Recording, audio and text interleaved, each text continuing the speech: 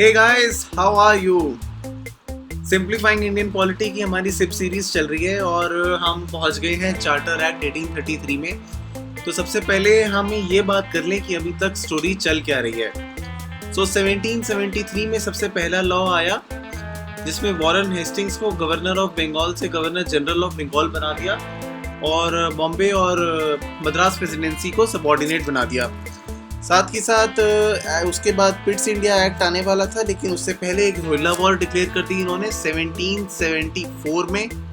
फिर first Maratha war declare कर दी 1775 में और 1780 में सेकेंड मैसूर वॉर डिक्लेयर कर दी। मतलब वॉरेन हेस्टिंग्स के टाइम में 3 वॉर डिक्लेयर हुई थी। 1774 में रोहिल्ला वॉर, 1775 में फर्स्ट मराठा वॉर एंड 1780 में सेकेंड मैसूर वॉर। जो मराठा वॉर थी ये 1782 में ट्रीटी ऑफ सालबाई के साथ ही एंड हुई थी। फिर उसके बाद महाराजा ऑफ बनारस जैत सिंह के साथ इनके रिलेशंस खराब हो गए थे और 1784 में एशियाटिक सोसाइटी ऑफ बंगाल बन गई थी। साथ ही साथ बीच में एक 1781 का एक्ट ऑफ सेटलमेंट भी आया था जिसने सुप्रीम कोर्ट और गवर्नर जनरल के बीच में सेटलमेंट करा दिया था। अब क्या होता है उसके बीच में 1773 से लेके 1785 तक वॉरेन हेस्टिंग्स गवर्नर जनरल होते हैं। सो इस बीच में जाते जाते इनका 1784 का पिट्स इंडिया लॉ भी आ गया था।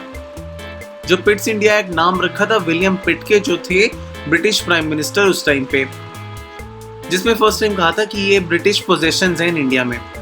तब क्या होता है कि 1786 में लॉर्ड कॉर्नवालिस बन जाते हैं गवर्नर जनरल ऑफ इंडिया और ये 1786 में बनते हैं और 1790 में थर्ड मैसूर वॉर डिक्लेयर कर देते हैं, जो ट्रीटी ऑफ सेरिंगापट्टनम के साथ जाके खत्म होती है 1792 में टीपू सुल्तान के साथ। उसके बाद इनके टेन्योर में क्या होता है 1793 में ये लोग कुछ रिफॉर्म्स देते हैं, जुडिशियल रिफॉर्म्स देते हैं, जो कॉर्नवालिस के जुडिशियल रिफॉर्म्स बहुत फेमस हैं। So 1793 में कॉर्नवालिस के जुडिशियल रिफॉर्म्स आ जाते हैं। उसके बाद 1793 में most famous permanent settlement system आ जाता है कॉर्नवालिस का और उसके बाद कोशिश करी जाती है कि जो एडमिनिस्ट्रेटिव मशीनरी है उसको यूरोपियनाइज्ड करा जाए, थोड़ा सा और मॉडर्न किया जाए। तो ये 4 चीज़ें थी जो हुई थी कॉर्नवालिस के टाइम पे और इनका टेन्योर 1793 में ख़त्म हो गया था, जब एक तो चार्टर एक्ट भी आया था जिसमें इसके ईस्ट इंडिया कंपनी का चार्टर 20 साल से बढ़ा दिया था और साथ ही साथ सर जॉन शोर आ गए थे अब इस टाइम पे। तो अब इन्होंने आती क्या किया, सबसे पहले तो इन्होंने विटनेस किया बैटल ऑफ खारदा। जो ये बैटल ऑफ खारदा हुई थी ये हुई थी निजाम ऑफ हैदराबाद एंड मराठास के बीच में। तो ये हुई थी सर जॉन शोर के टाइम में। इनका पीरियड था 1798 तक, फिर इनका पीरियड खत्म हो गया और इसके बाद है लॉर्ड वेल्सली। इनका नाम तो सबने सुना ही है, सब्सिडियरी अलायंस सिस्टम में जो आते ये लेके आए थे और हैदराबाद के ऊपर इन्होंने फर्स्ट स्टेट में लगा दिया था सब्सिडियरी अलायंस सिस्टम। फिर इसके साथ इनके आते ही फोर्थ मैसूर वॉर हो गई जिसमें टीपू सुल्तान की डेथ हो गई और मैसूर पे इनका कब्जा हो गया और इन्होंने वापस वुडिया डायनेस्टी को बिठा दिया था। और साथ ही साथ सेकेंड मराठा वॉर भी हो गई लॉर्ड वेल्सली के टाइम में ही। सो ये सब सिचुएशन चल ही रही थी कि इसके साथ साथ क्या होता है कि इन्होंने तंजौर, सूरत और कर्नाटक इन सबको भी अपने सब्सिडियरी अलायंस सिस्टम में ले लिया और इसके बाद ट्रीटी ऑफ बसेन भी साइन किया था इन्होंने 1802 में। ओके, ये सब चल रहा था। साथ ही साथ अब क्या होता है कि 1805 में अब कौन आते हैं गवर्नर जनरल, अब आते हैं जॉर्ज बार्लो। अब जो जॉर्ज बार्लो होते हैं इनके टाइम में होती है वेल्लोर म्यूटनी 1806 में। फिर आते हैं लॉर्ड मिंटो 1807 में। जो लॉर्ड मिंटो आके साइन करते हैं ट्रीटी ऑफ फ्रेंडशिप जिसका नाम था treaty of Amritsar with Ranjit Singh ji. जो महाराजा रंजीत सिंह हैं उनके साथ ही ट्रीटी ऑफ अमृतसर साइन करते हैं लॉर्ड मिंटो। तो जॉर्ज बार्लो वेल्लोर के साथ साइन करते हैं ट्रीटी, वेल्लोर म्यूटनी होती है इनके सामने। और Lord Minto treaty of Amritsar sign करते हैं। फिर आता है जी 1813। अब 1813 में एक तो चार्टर एक्ट आया था 1813, जिसके अंदर ये सारी जो चीज थी ट्रेड मोनोपोली खत्म कर दी थी ईस्ट इंडिया कंपनी की, लेकिन इन्हें चाइना का टी ट्रेड अभी भी इनके लिए रिजर्व कर रखा था। उसके बाद अब क्या होता है कि एंग्लो नेपाल वॉर हो जाती है। अगर न्यूज़पेपर्स पढ़ रहे हो या हमारी वीडियोस देख रहे हो तो नेपाल वॉर और ट्रीटी ऑफ सगौली तो आपको पता होना ही चाहिए। 1816 में ट्रीटी ऑफ सगौली साइन होता है और फर्स्ट एंग्लो नेपाल वॉर हो जाती है। जो ये 1816 का ट्रीटी ऑफ सगौली था, इसमें कहा था कि जो काली रिवर होगी उसके ईस्ट का जो पार्ट होगा वो नेपाल का होगा, जो वेस्ट का जो पार्ट होगा वो ब्रिटिश इंडिया का होगा। और काली भी जो इसकी मेन ट्रिब्यूटरी होगी लिम्पियाधरा, उसको भी ब्रिटिश इंडिया मानते थे। और ये जो लिम्पियाधरा है ये लिपुलेख पास के से पास में निकलती है, तो इसीलिए ये जो तीन एरियाज हैं लिपुलेख, लिम्पियाधरा और काला पानी, इसी पे डिस्प्यूट रह जाता है कि ये इंडिया के पार्ट होंगे या नेपाल के पार्ट होंगे। अब इसके बाद भी जो ये हमारे लॉर्ड हेस्टिंग्स आ गए थे इसी 1813 के पीरियड में, और इन्हीं के टाइम में ये सारी चीजें चल रही थी। साथ ही साथ क्या होता है कि अब हो जाती है थर्ड मराठा वॉर इनके टाइम पीरियड में। फिर पंडारीज के साथ, सिंधियास के साथ लड़ाई होती है, और आता है हमारा रैयतवारी सिस्टम, जो Thomas Munro governor of Madras थे वो उसको लेके आए थे, रैयतवारी सिस्टम को। ठीक है जी, अब हम बढ़ रहे हैं आगे। तो अब 1813 भी खत्म हो गया, अब आ गया 1823 इस सब पीरियड में। 1823 से 1828 के बीच में आए लॉर्ड आमरेस्ट। इन्होंने फर्स्ट बर्मीज वॉर कराई और भरतपुर को कैप्चर किया। और 1828 से अब अगर हम जंप करके अपने पे आ जाएं 1833 के लॉ पे, जिसकी हम बात कर रहे हैं, चार्टर एक्ट 1833। अब इसमें क्या होता है कि गवर्नर जनरल ऑफ बंगाल को governor general of India declare कर दिया जाता है। क्यों कर दिया जाता है? वो इसलिए कर दिया जाता है ताकि इंडिया पे और ज़्यादा बेटर कंट्रोल बनाया जा सके और गवर्नमेंट ऑफ इंडिया इस्टेब्लिश करी जा सके, जो कि होगी ultimate control of British parliament के।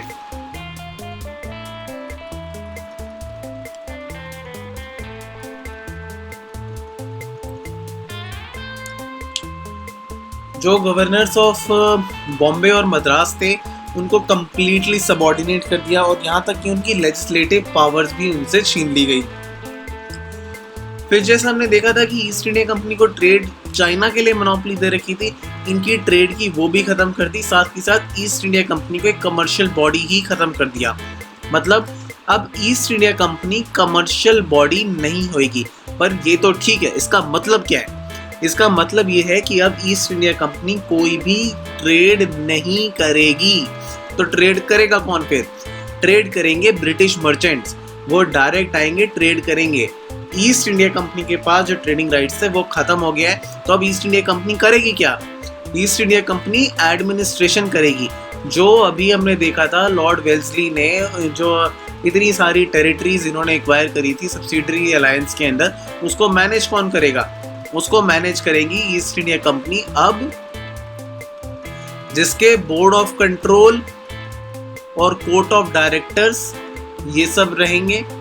बोर्ड ऑफ कंट्रोल में 2 कैबिनेट मिनिस्टर्स तो थे ही, साथ ही साथ गवर्नर जनरल ऑफ इंडिया बन चुके हैं अब, जो कि एक सुप्रीम अथॉरिटी बन गए हैं।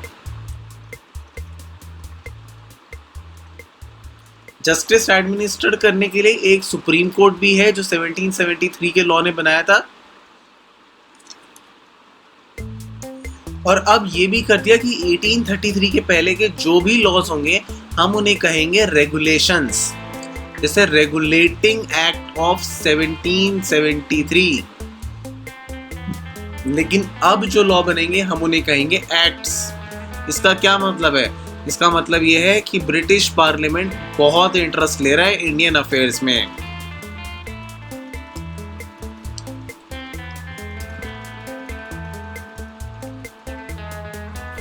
साथ के साथ इस लॉ ने कोशिश करी ओपन सिविल सर्विस सिस्टम लाने की, मतलब कि जो सिविल सर्विसेज एग्जाम्स होने हैं वो ओपन करे जाएं। पहले थे जो ये कोर्ट ऑफ डायरेक्टर्स थे, इन्हीं की मर्जी थी कि कौन होंगे सिविल सर्वेंट्स। अब कोशिश करी गई कि इनसे ये पावर ले ली जाए। अगर मेरी वीडियो सीरीज फॉलो कर रहे हो तो 2 मिनट में समझ जाओगे मैंने ये लाइन अभी अभी क्यों कही।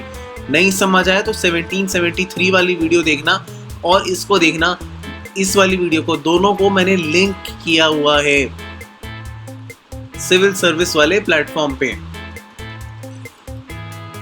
फिर इसमें कोशिश करी गई थी कि हम इंडियंस को भी इंक्लूड करें, लेकिन एक वेहेमेंट ऑपोजिशन आता है कोर्ट ऑफ डायरेक्टर्स की तरफ से कि नहीं नहीं नहीं, ये राइट हमारे पास ही रहेगा, और इसीलिए इस प्रोविजन को ड्रॉप कर दिया गया।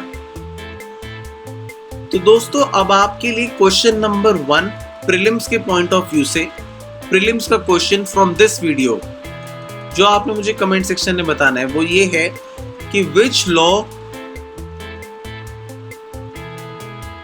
Permitted for the first time Indians to participate in civil services.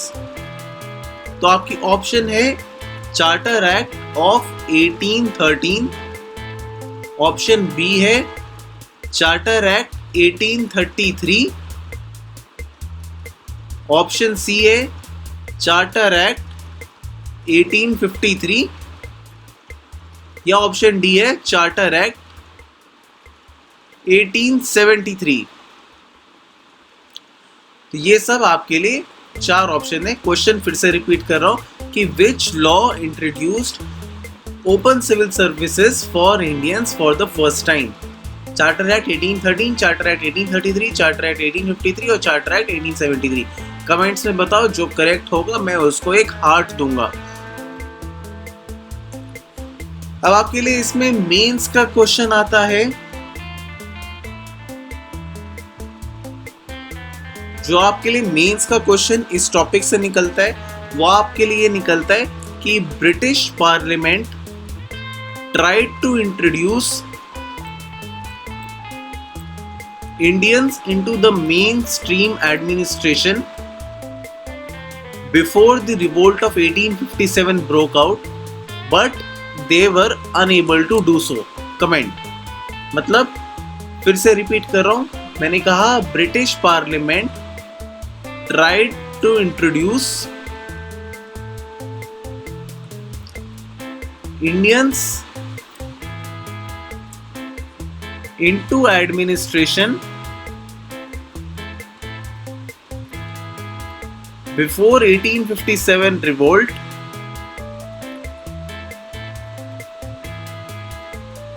but they failed. Comment. So अब आपके लिए ये 2 टाइप्स हैं। जब आप इस क्वेश्चन का आंसर कमेंट्स में लिखो, मैं नेक्स्ट वीडियो कल डालूंगा 1833 के लॉ के ऊपर, 1853 के लॉ के ऊपर, उसमें मैं इसके कुछ हिंट्स दूंगा आपको। डेली वीडियोस आती हैं मेरी, डेली सिप सीरीज चल रही हैं, साथ ही साथ जो इम्पोर्टेंट जीके के क्वेश्चंस होते हैं वो भी हम कवर करते हैं। उसके साथ साथ अराउंड 269 वीडियोस हैं नॉलेज मीडिया के चैनल पे, एक देख डालो। आईएएस का एग्जाम क्लियर करने से आपको कोई पावर नहीं रोक सकती। जो मैं क्वेश्चंस पूछता हूँ उनका ऑनेस्टली आंसर करो और बहुत ज़्यादा कंसेप्ट क्लैरिटी आएगी। इस वीडियो में मैंने आपसे एक प्रीलिम्स का क्वेश्चन पूछा है, एक मेंस का क्वेश्चन पूछा है। फटाफट से कहो तो एक बार रिवाइज करा देता हूँ। 1773 से लेके 1833 तक हम आ गए हैं। हमने देखा था कि 1773 में फर्स्ट टाइम वॉरेन हेस्टिंग्स बने थे गवर्नर जनरल ऑफ बंगाल। उनके टाइम में क्या होता है, फर्स्ट रोहिल्ला वॉर हो जाती है, फर्स्ट मराठा वॉर हो जाती है, सेकेंड मैसूर वॉर हो जाती है। महाराजा ऑफ बनारस चैत सिंह से इनके रिलेशंस खराब हो जाते हैं। उसके बाद 1786 में कॉर्नवालिस आते हैं। वो क्या करते हैं, 1790 में आके वो थर्ड मैसूर वॉर कर देते हैं और परमानेंट सेटलमेंट ऑफ बंगाल करते हैं। मेन चीज बता रहा हूँ। उसके बाद 1793 में सर जॉन शोर आते हैं जो बैटल ऑफ खारदा देखते हैं between Nizam of Hyderabad and Marathas. 1798 में लॉर्ड वेल्सली का सब्सिडरी अलायंस सिस्टम, जिसमें हैदराबाद को लिया, और फोर्थ मैसूर वॉर भी हो जाती है जो डिसाइसिव होती है, और सेकेंड मराठा वॉर हो जाती है 1798 में। लॉर्ड वेल्सली के टाइम पे ट्रीटी ऑफ बसेन भी साइन होता है इनके यहाँ। 1805 में सर जॉर्ज बार्लो जो वेल्लोर म्यूटनी को देखते हैं। 1807 में Lord Minto treaty of Amritsar. 1813 में लॉर्ड हेस्टिंग्स वन, जिनके यहाँ एंग्लो नेपाल वॉर होती है। थर्ड मराठा वॉर होती है, पिंडारीज के साथ लड़ाई होती है, सिंधियाज के साथ ट्रीटी होती है, और रैयतवारी सिस्टम आ जाता है। 1823 लॉर्ड एमरेस्ट फर्स्ट बर्मीज वॉर करते हैं ये, और भरतपुर को कैप्चर कर लेते हैं। और इसके बाद आते हैं हमारे विलियम बेंटिक, जो 1828 में ही आ जाते हैं। विलियम बेंटिक सती का अबॉलिशन करते हैं, थग्स को सप्रेस करते हैं। चार्टर एक्ट 1833 हमने देख ही लिया। एजुकेशनल रिफॉर्म्स के लिए रेजोल्यूशन ऑफ 1835 पास करते हैं। Treaty of perpetual friendship with Ranjit Singh sign होती है, और मैसूर, कूर्ग और सेंट्रल कैचर को ये लोग एनेक्स कर लेते हैं। तो हमने देखा कि रंजीत सिंह के साथ परपेचुअल फ्रेंडशिप साइन करी थी लॉर्ड विलियम बेंटिक ने, लेकिन जो ट्रीटी ऑफ अमृतसर साइन किया था वो किया था लॉर्ड मिंटो ने। तो अगर आपको जरा सा भी डाउट हो किसी भी बात पे, उसको प्लीज कमेंट से बताओ, साथ मिलके इसको सॉल्व करेंगे।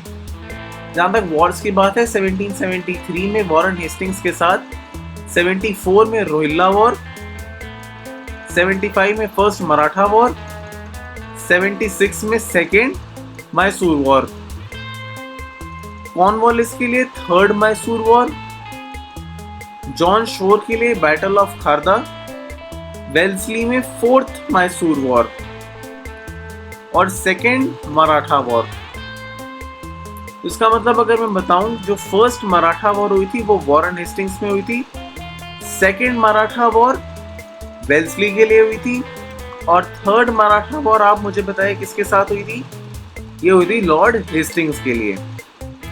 तो दोस्तों, मैं आपको एक एक चीज कवर करवा रहा हूँ, और आई एम प्राउड टू से मैंने आपका स्पेक्ट्रम, एनसीईआरटी और एम लक्ष्मीकांत 1833 तक कंप्लीट खत्म करा दी है। सिप सीरीज चल रही है, प्लेलिस्ट बनी हुई है यूट्यूब पे, नॉलेज मीडिया के चैनल पे। हमारी वेबसाइट भी है www.knowledgemedia.net, वहाँ पे भी जाओ, सब कुछ देखो। जो भी कोई डाउट हो please let us know in the comment section. 2 question पूछे हैं, जरूर आंसर करना। Now stay tuned, see you in the next video. God bless you all.